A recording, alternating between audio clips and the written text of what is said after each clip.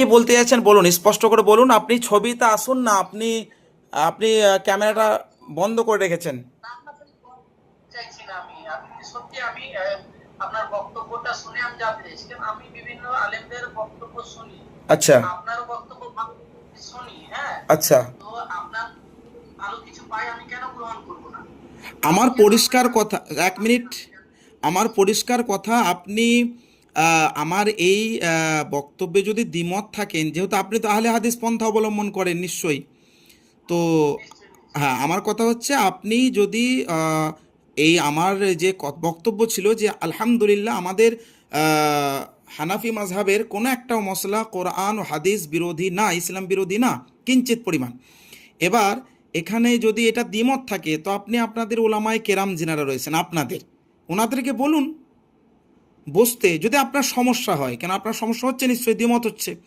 আর আমি তো এতে ক্লিয়ার, আমি তো আমি তো নিশ্চিত যে আলহামদুলিল্লাহ আমাদের মাসআলা সুন্নি হানাফি মাযহাবের যে মাসআলা, একটাও কোরআন হাদিস বিরোধী না, কোরআন হাদিস হ্যাঁ, ইসলাম আমি বিরোধী একটাও না।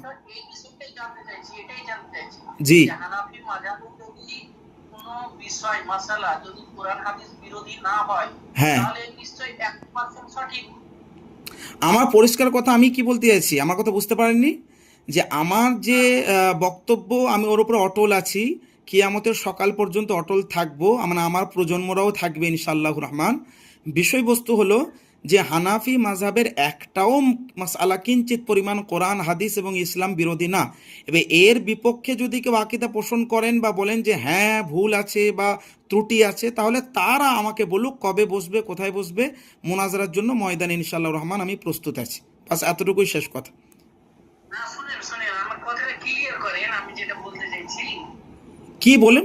হ্যালো, আমি আপনার সঙ্গে বলছি তো যে আমি তো আপনার সঙ্গে আলোচনা করার জন্য নেই, বা আমি আপনার সঙ্গে তো আলোচনা করব না। বললাম আমি আপনার সঙ্গে তো আলোচনা করব না, আলোচনা হচ্ছে আপনার আলেমদের সঙ্গে, তো আপনার সঙ্গে তো কথা বলে কোনো লাভ নেই।